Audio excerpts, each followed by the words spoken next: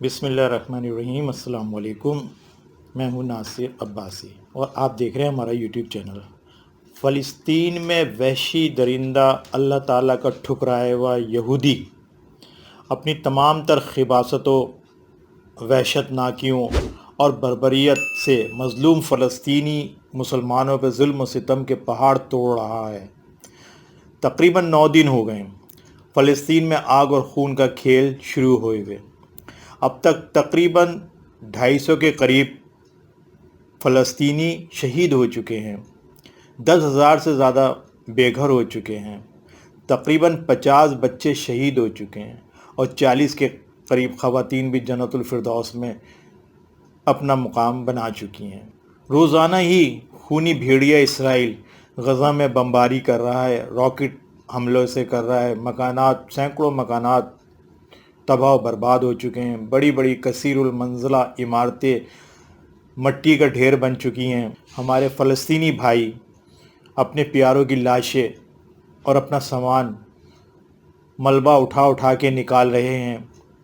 ایک قیامت صغری ہے جو ان پہ ٹوٹی ہوئی ہے، اور مسلم ممالک صرف مذمتی بیانات دے رہے ہیں اور اسرائیل کے ہاتھ پیر جوڑ رہے ہیں کہ وہ اپنا یہ حملے بند کرے، مسلمانوں پہ راکٹ نہ پھینکے، بمباری نہ کرے، ہاتھ پیر جوڑ کے اس کو منانے کی کوشش کر رہے ہیں۔ کسی میں اتنی ہمت نہیں ہے کہ آگے بڑھ کے اسرائیل کا ہاتھ پکڑ کر مروڑ دے اور اس کے منہ پہ زناٹے دار ایک تھپڑ لگائے اور کہے کہ مسلمانوں پہ اتنا ظلم و ستم کیوں کر رہا ہے، اگر کرے گا تو پھر ہم بھی تمہارے اوپر بمباری کریں گے اور راکٹ پھینکیں گے آپ کے اوپر۔ راکٹ تو حماس کے لوگ پھینک رہے ہیں، لیکن وہ چھوٹے چھوٹے راکٹ ہیں جو اسرائیل کو زیادہ نقصان نہیں پہنچا رہے، مسلمانوں کا نقصان ہو رہا ہے۔ اس میں سب سے زیادہ گھناؤنا کردار OIC کا ہے۔ 57 اسلامی ممالک کی یہ تنظیم، بلکہ نام نہاد تنظیم، امریکہ کی لونڈی ہے۔ جیسا امریکہ چاہتا ہے یہ ویسی ہی قرارداد بناتے ہیں اور پیش کر دیتے ہیں۔ الفاظ امریکہ کے ہوتے ہیں، ڈکٹیٹ وہ کرتا ہے اور اس کو پیش یہ OIC میں کر دیتے ہیں اور مسلمانوں کو ٹھنڈا کرنے کی کوشش کرتے ہیں۔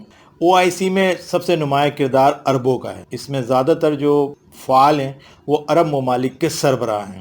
تقریباً تمامی عرب ممالک کے حکمراں امریکہ کے ذہنی غلام بنے ہوئے ہیں اور اسی کے اشارے پہ سارے بیانات دیتے ہیں اور سارے کام کرتے ہیں۔ یہ لوگ یہود اور ہنود کے باقاعدہ ایجنٹ ہیں اور یہ انہی دونوں کے لیے کام بھی کرتے ہیں۔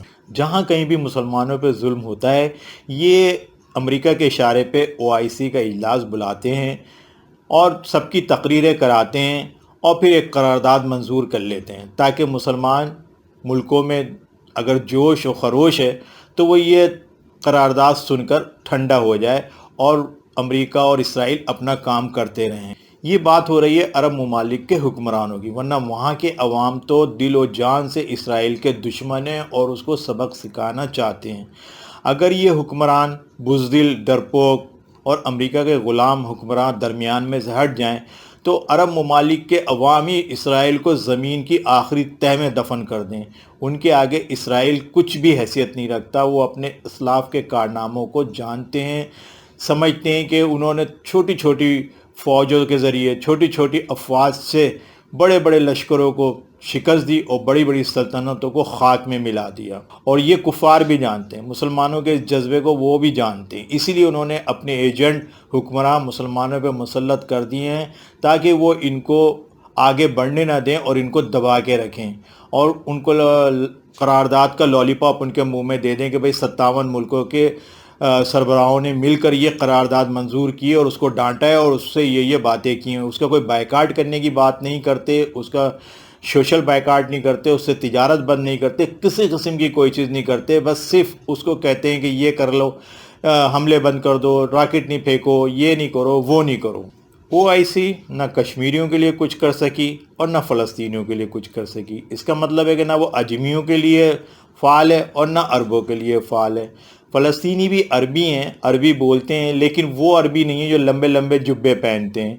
یہ پینٹ شرٹ والے عربی ہیں، اس لیے شاید عرب ممالک ان کو زیادہ پسند نہیں کرتے کہ یہ نہ سر پہ وہ رومال باندھ کے توپ لگاتے ہیں، نہ بڑے بڑے جبے پہنتے ہیں، اس لیے وہ عرب ممالک ان کو زیادہ اہمیت نہیں دیتے۔ اب وقت آ گیا ہے کہ تمام مسلم ممالک کو بیٹھ کر فیصلہ کرنا ہوگا، یہ سوچنا ہوگا کہ اس مسئلے کا حل کس طرح کیا جائے۔ وہ کب تک اس نام نہاد OIC جو امریکہ کی ایک لونڈی کی حیثیت رکھتی ہے اور امریکہ کے اشاروں پہ چلتی ہے، کب تک اس میں شامل رہیں گے اور کب تک اس کی باتیں مانتے رہیں گے اور کب تک صرف قراردادیں ہی منظور کرتے رہیں گے۔